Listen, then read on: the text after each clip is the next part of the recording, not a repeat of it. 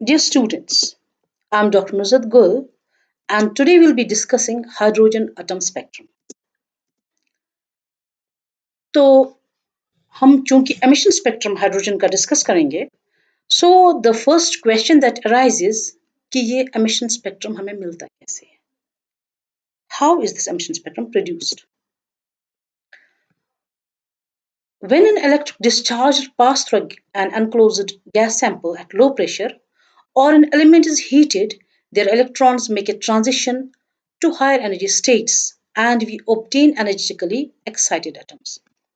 जब भी हम किसी एलिमेंट को हीट करते हैं या किसी गैस के थ्रू जो कि हमें लो प्रेशर पे रखा हुआ होता है उसके थ्रू करंट पास करते हैं तो क्या होता है ये जो एटम्स हमारे होते हैं इलेक्ट्रॉन्स होते हैं they are excited to higher energy levels और कि जो हायर एनर्जी लेवल्स में इलेक्ट्रॉन्स जो होते हैं दे आर नॉट स्टेबल तो ये क्या करने की कोशिश करते हैं they tend to discard their extra energy जो उन्होंने गेन की होती है जो हमने इनको दी होती है वाइल हीटिंग या while passing the current they try to discard this energy and come back to their ground state और इस प्रोसेस में ये क्या करते हैं ये लूज करते हैं extra energy in the form of electromagnetic radiations right और ये जो लूज करते हैं इलेक्ट्रोमैग्नेटिक रेडिएशंस की सूरत में इनकी एनर्जी इन इलेक्ट्रोमैग्नेटिक रेडिएशंस की खास पर्टिकुलर फ्रीक्वेंसीज होती हैं जब ये वापस ग्राउंड स्टेट पे आ जाते हैं और इन फ्रीक्वेंसीज का जो रिकॉर्ड होता है इनके वेव नंबर्स होते हैं वेव लेंथ्स होते हैं ये बनाते हैं इस पर्टिकुलर एलिमेंट का एमिशन स्पेक्ट्रम और हर एक एलिमेंट का अपना अपना एमिशन स्पेक्ट्रम होता है जैसे हमारे पास हाइड्रोजन है तो इसका एक पर्टिकुलर हाइड्रोजन इस एमिशन स्पेक्ट्रम होगा जब हम इस गैस के थ्रू करंट पास करेंगे और अगर हम इसी तरह से सोडियम को हीट करते हैं उसका जो हमें एमिशन स्पेक्ट्रम मिलेगा that will be quite distinct छोटी सी बात ये कि हर एक एलिमेंट का अपना अपना एमिशन स्पेक्ट्रम होता है तो अब हम ये देखेंगे कि स्पेक्ट्रम ऑफ हाइड्रोजन एटम ये जी बिल्कुल ऐसे ही हमें मिलता है हम एक डिस्चार्ज पास करते हैं थ्रू हाइड्रोजन गैस तो ये हाइड्रोजन एटम्स इसके इलेक्ट्रॉन्स इसके एनर्जी को एब्जॉर्ब करते हैं और हायर लेवल्स में एक्साइटेड होते हैं ये जो इलेक्ट्रॉन्स होते हैं when they reach these higher levels they become unstable और अनस्टेबल बनने के बाद क्या होता है ये इनकी एक टेंडेंसी होती है लूज करने की energy and fall down to the lower energy level again ये जो हमारी एनर्जी लूज होती है it is lost in the form of electromagnetic radiations और ये जो हमारी इलेक्ट्रोमैग्नेटिक रेडिएशंस हमने हासिल की जब इन हाइड्रोजन इलेक्ट्रॉन्स वापस अपने ग्राउंड स्टेट पे आ गए इन रेडिएशंस को अगर हम एक प्रिज्म पे फॉल करवाते हैं ये एक ग्रेटिंग पे फॉल करवाते हैं तो हमको क्या मिलेगा हमको डिस्टिंक्ट कलर्स मिलेंगे जिनकी पर्टिकुलर वेवलेंथ्स होती हैं जैसे जो हमें मिलेंगे हाइड्रोजन में जो हमें इसके जो हम इनके लाइंस जो मिलेंगे हमें we will get distinct lines और हमें कैसी लाइन मिलेगी रेड लाइन मिलेगी उसकी वेवलेंथ क्या होगी 656 नैनोमीटर हमें ब्लू लाइन मिलेगी उसकी वेवलेंथ 486 नैनोमीटर होगी ब्लू ग्रीन रादर हमें ब्लू लाइन मिलेगी जिसकी वेवलेंथ 435 नैनोमीटर होगी will get a violet line जिसकी वेवलेंथ 410 नैनोमीटर होगी इस लाइन स्पेक्ट्रम को चूंकि we do not get a continuous spectrum we get distinct lines इसलिए हम इनको लाइन स्पेक्ट्रम कहते हैं ये लाइन स्पेक्ट्रम बिल्कुल यूनिक होता है हाइड्रोजन के लिए we don't just get this spectrum for any other element ये हमारा लाइन स्पेक्ट्रम है फॉर हाइड्रोजन और I have just got this picture from this link तो जिस इंसान ने ये लाइन स्पेक्ट्रम हासिल किया वो एक स्विस स्कूल टीचर था जिसका नाम योहान जेकब बामर था ये हमारे बामर साहब हैं और 1885 में इन्होंने एक एम्पेरिकल इक्वेशन पॉइंट आउट की, डिस्कवर की, जिसमें इन्होंने वेव नंबर्स जो हमारी लाइट के हैं, इन्होंने एक एक्सप्रेशन दी, कहा कि इससे हमें जितने भी हमारे इलेक्ट्रॉन्स फॉल करेंगे लेवल नंबर 2 पे, उनके वेव नंबर्स इस एक्सप्रेशन में फिट हो जाएंगे। ठीक है, यानी कि जब ये एक्साइट हो जाएंगे to higher energy levels and when they fall to level number 2, तो ये इनके जो वेव नंबर्स होंगे 1/λ, जिससे हमें वेव लेंथ मिलेगी, तो they should follow this equation. और इसी इक्वेशन के जरिए इन्होंने ये डिफरेंट वेव लेंथ्स भी हासिल। The lines in the spectrum of hydrogen are now referred as Balmer series।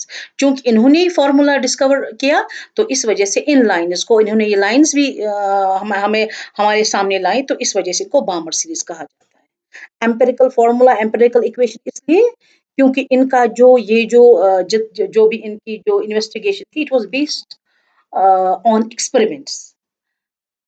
They couldn't explain it. Balmer couldn't explain it. That's why we call it an empirical equation। उसके बाद, बामर के बाद बहुत सारे scientist आए, उन्होंने डिफरेंट सीरीज डिस्कवर की। जैसे लाइमन ने लाइमन सीरीज डिस्कवर की, when the electrons fall from higher energy levels to third level, यानी कि अगर ग्राउंड स्टेट इनकी थर्ड लेवल है, उस पर पहुंच जाते हैं। इसी तरह पास्टन ने जब हायर लेवल से लेवल नंबर 4 तक इलेक्ट्रॉन्स डिस्कार्ड करके एनर्जी पहुंचते हैं, तो उन्होंने पास्टन सीरीज को डिस्कवर किया।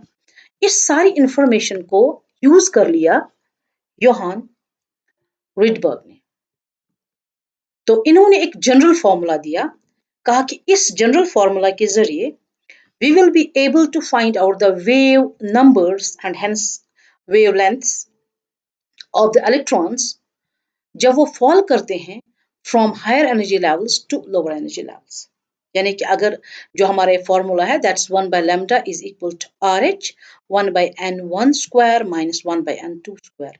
ये आर एच हमारा ये रिडबर्ग कांस्टेंट है, और जो इलेक्ट्रॉन्स फॉल करते हैं, they fall from n2 to n1। यानी कि जब हमारा n1 जो है वो फॉर एग्जांपल 1 है, तो n2 1 से ज्यादा होना इसका लाजमी है, क्योंकि इसकी वैल्यू स्टार्ट ही n1 प्लस 1 से होती है। मैं ये थोड़ा सा आगे इन सीरीज में समझा दूंगी आपको। I have discussed it.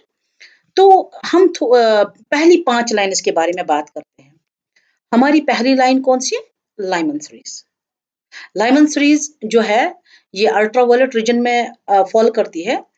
इसमें क्या होता है कि जब इलेक्ट्रॉन्स फॉल करते हैं from higher levels to level number 1, we get a Lyman series. That means n1 जो हमारा when it is 1, n2 can be 1 plus 1 यानी कि 2, 1 प्लस 2 यानी कि 3, 1 प्लस 3 यानी कि 4, यानी कि it can have values 2, 3, 4, 5, more than 1, any value they can have. इसी तरह से हमारी सेकेंड लेवल जो है, this is Balmer series, this is largely invisible region. इसमें the electron falls from higher energy levels to level number 2, यानी कि it can be n2 में be 3, 4, 5, so on and so forth।